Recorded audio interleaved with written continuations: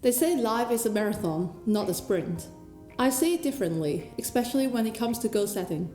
I try many different journaling and goal setting methods. I don't know about you, but I personally find it really hard to predict what's gonna happen even in just 2 or 3 years. I'm just not good at thinking long term. So, a marathon, essentially having your eyes set on a long-term reward while you grind consistently, is not enough to motivate me to get the right things done, even if the goals require a lot of hard work and maintenance. And then I noticed, time and time again, I am incredibly diligent when it comes to tasks that have a tight deadline. So I started setting fake deadlines for myself to meet, for example publishing one video per Friday like this one you're watching now, or creating a new well-being quiz in just 3 days. For goals that require long-term effort, I set systems and I make sure I follow them, like working out 4 times per week, practicing guitar for 5 minutes every day, etc. This is essentially how I sprint in a sustainable manner. If you want to make breakthroughs this year, you need to set yourself up for success. And I'm showing you exactly what I do to achieve all my goals. I hope you get inspired by my theory. If it resonates with you, give it a try. If it doesn't, I hope it still inspires you to go try other goal setting methods. There are 2 core concepts in my goal sprinting theory. Number 1 is TTT, test, track and tweak. And number 2 is a traffic light system to review progress and know what to tweak. Let's talk about the first T, test. I believe that life is a series of experiments. In order to come up with conclusions, which is figuring out what you want to do in life for a particular period, what routines works best for you, essentially your definition of good life. You need to come up with hypotheses and then put them to test. This is how I test the ways to achieve my goals. Let's look at some real examples from my Q1 2024. First step, ideally based on your core values and your yearly direction, you want to pick 3 areas of life to focus on. For most people, that will be your health, your career, and your relationships, arguably the most important domains in our lives. So for me, Q1 this year is to maintain muscle mass and decrease body fat percentage slightly, eat whole food 85% of the time, and achieve 3 sets of 5 ring dips. Because the direction of the year is to remain fit and strong. And for my career, in Q1 I wanted to get 8 new clients, quit my part-time job, start posting 1 video per week. Because the direction is to have more fun, flexibility and freedom in my career. And for my relationship, I wanted to host friends and family gatherings in my new place after I moved out in February, see more of my girlfriends, and to express more love and gratitude to my partner. These are the directions I'm heading towards for 12 weeks. Step 2. Because there is no playbook of how you're going to achieve your goals. Success is not guaranteed, so you have to test it out for yourself to see what actually works. The ideal here is to pick something doable, ideally from someone you admire and would love to take advice from. Be realistic. For example, I know the carnivore diet is not for me. Maybe even exciting. For example, some people were able to do pull-ups in just 30 days, but for me it took 4 months. But if I'd never tried, I wouldn't know. You really have to test it. Step 3. Come up with your own plan and stick to that for 12 weeks. Why 12 weeks? Because the goal is not too far away, and there is enough room to test things out and measure effectiveness. And then you design your weekly check-in, which enters the tracking phase. By the way, the TTT method is what I came up with based on this goal setting method called 12-week year. There's a book for that, I think. And in the book, they talk about more benefits and how to actually implement that. But for me, this is what I have tested time and time again, and I personally use this system. Phase 2, tracking. So there are 3 things I track. Things I experimented this week, the key findings, and the tweak for next week. Yes, I do this weekly. Because your quarterly goal will determine your weekly goal, and then your weekly goal will kind of dictate what you want to do every single day in order to achieve all those goals, step by step. Essentially, you're just breaking them down. And you want to quantify your input somehow. For me, my health would be maybe my weight and my waistline changes, and for career, maybe the amount of videos posted, and for relationship, it might be the number of catch-ups I've done that week, and the rating of communication. I think tracking is super important, because you want to act quickly if something is not working. For example, I might have to change my meal prep menu because I'm not hitting my protein goal. I might have to rearrange my cheat day in my diet because I might have to cater to a family gathering event during weekday.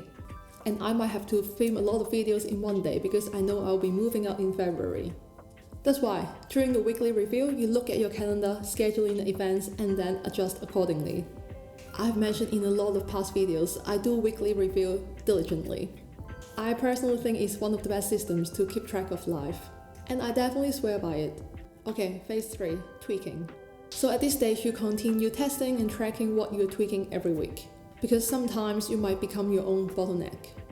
I sometimes plateau in my fitness and my diet goals because I'm not changing something. And that's when this TTT system becomes handy in solving problems. And in the tweaking phase, it might be the time when you realize your hypothesis is wrong, which is okay.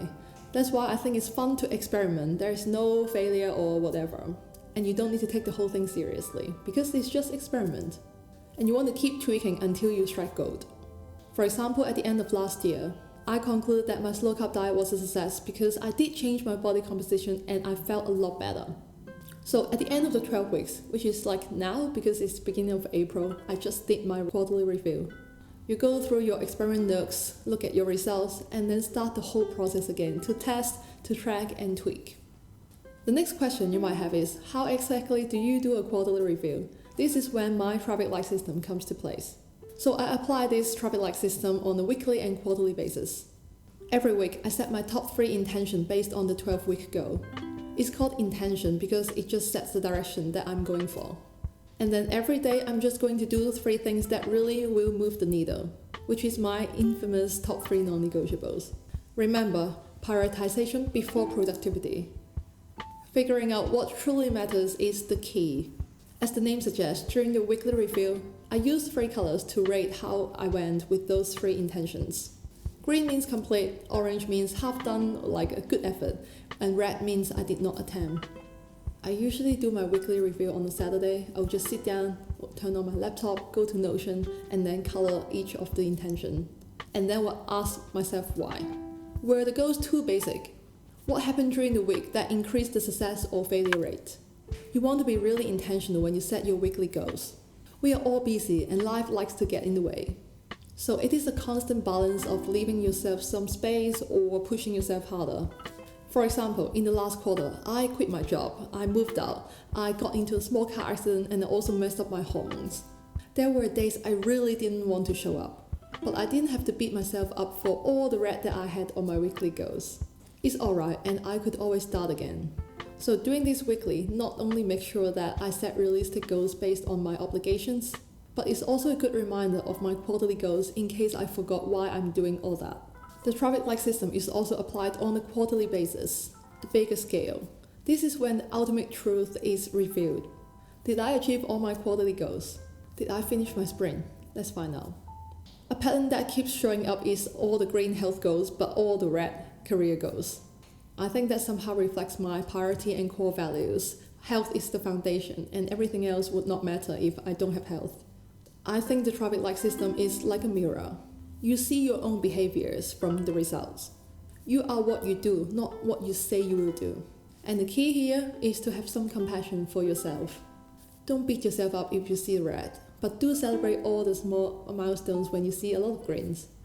And then you keep tweaking and keep finding out what works for you to succeed. So this is how I sprint towards my quarterly goal based on the 12-week year and my own TTT method and the traffic light system. I truly believe this approach helped me balance my goals, stay motivated, and ensure I'm on the right track. It's all about experimentation, adjustment, and self-compassion. As I said, I think life is not a marathon, but a series of sprints.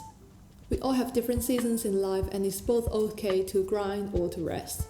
If you found this video helpful and are looking for more ways to enhance your well-being, I invite you to try out my new well-being quiz to find out your next step to reset your well-being rhythm.